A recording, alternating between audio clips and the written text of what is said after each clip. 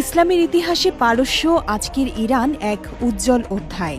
প্রায় ১৪০০ বছর আগে মুহাম্মদ সাল্লাল্লাহু আলাইহি ওয়াসাল্লাম পারস্যবাসীদের ঈমান, জ্ঞান চর্চা ও ভবিষ্যৎ ভূমিকা সম্পর্কে এমন কিছু ইঙ্গিত দিয়েছিলেন যা পরবর্তী ইতিহাসে বিস্ময়করভাবে প্রতিফলিত হয়েছে। সহিহ হাদিসে বর্ণিত আছে, তিনি প্রিয় সাহাবী সালমান ফারসি রাদিয়াল্লাহু তাআলা আনহুর কাঁধে হাত রেখে বলেন, ঈমান যদি থুরাইয়া নক্ষত্রমণ্ডলেও পৌঁছে যায়, পারস্যের কিছু মানুষ তা অর্জন করে আনবে।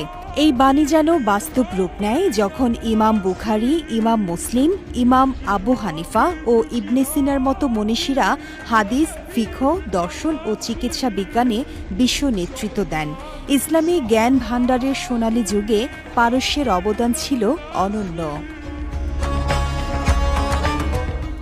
শেষ জামানা সম্পর্কিত হাদিসেও খোরাসান থেকে কালো পতাকাবাহী দলের আবির্ভাব এবং ইমাম মাহদীর আগমনের পূর্বাভাস পাওয়া যায়, ঐতিহাসিকভাবে যার বিস্তৃত অংশ বর্তমান ইরানে অবস্থিত।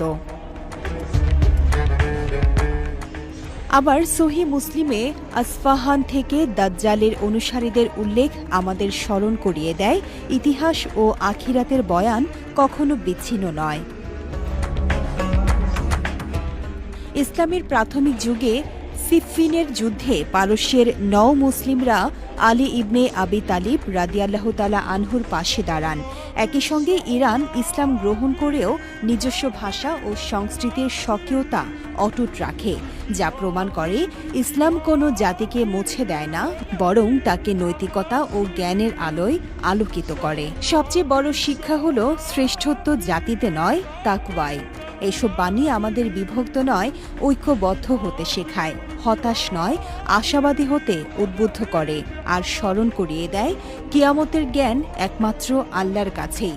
তবে প্রস্তুতি নেওয়া আমাদের দায়িত্ব।